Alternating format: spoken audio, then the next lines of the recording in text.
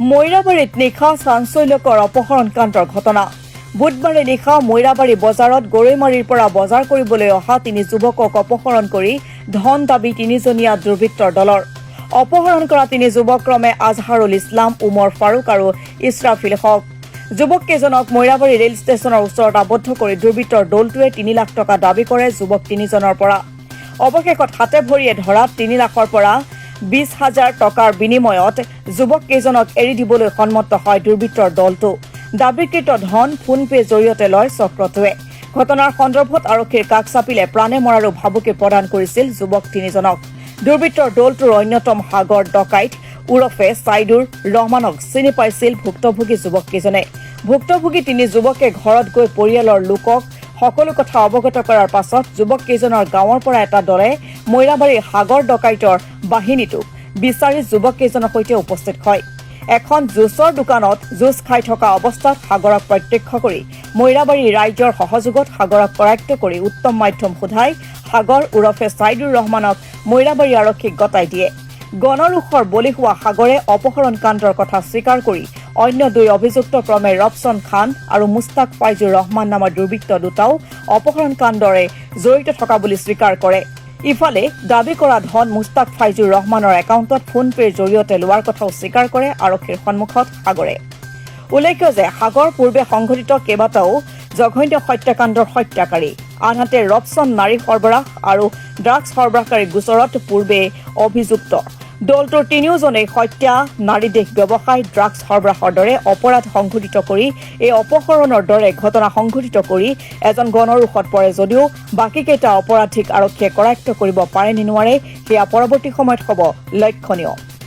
তোমাৰ নাম কি? আজহাৰুল ইছলাম। তোমাৰ একেলগে হাগতিকে ইছৰাফিল হক। আপোনাৰ আজহাৰুল ইছলাম। ঘৰ ক'ত আপোনালোকৰ? গৰৈমাৰী। সন্ধিয়া ঘটনাটো কেইটা বজাত হৈছে? সন্ধিয়া ঘটনাটো 7 বজাৰ পাছত। 7টামান বজাত। 7 বজাৰ পাছত। কেইজন আছিলে মানুহ আছিল 3জন। 3জন। কিমান টকা লৈছে আপোনালোকৰ পৰা? 20,000 টকা লৈছে। কেছ লৈছিল নে ফোনপে?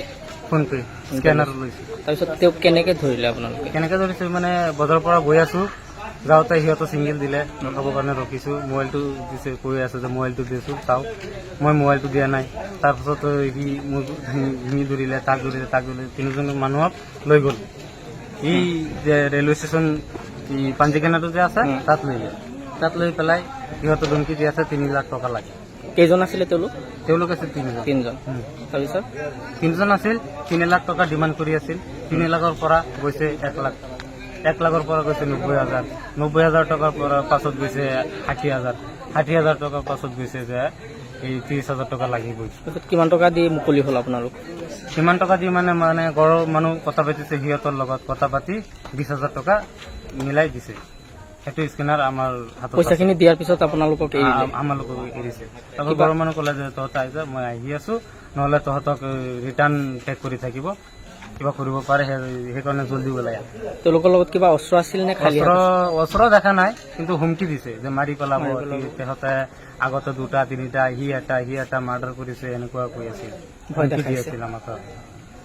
নাম কেইটা গম পায় নেকি? কোন কোন আছে? নামকেইটা কোৱা নাই সিহঁত। আৰু এজনক যে লাষ্টত সিহঁতে কৈছে যে তহঁতৰ নামত কমপ্লেইন কৰি ফটো ৰাখিছে। আমাৰ 3জন মানুহক ফটো ৰাখিছে। 3জন মানুহ জানে যে একোই কৰা নাই। বিনা কাৰণত যে ফটো ৰাখে, কিবাতো এভিডেন্স নাথাকে সিহঁতৰ হাতত। এভিডেন্স থাকিলেহে আমাক ধৰি পাব। বিনা কাৰণত ফটো 3জনক ফটো ৰাখিছে, তাৰ পাছত তাৰ চাৰ্টটো ৰাখি দিছে। মানুহজনক যে আপোনালোকে ধৰিলে থানাত দিছে নেকি? থানাত দি দিছো। কোনটো থানাত দিলে? এইটো মৈৰাবাৰী। ঠিক আছে। মৈৰাবাৰীৰ পৰা নছিদুৰ ৰহমানৰ ৰিপৰ্ট, গণ অধিকাৰ লাইভ।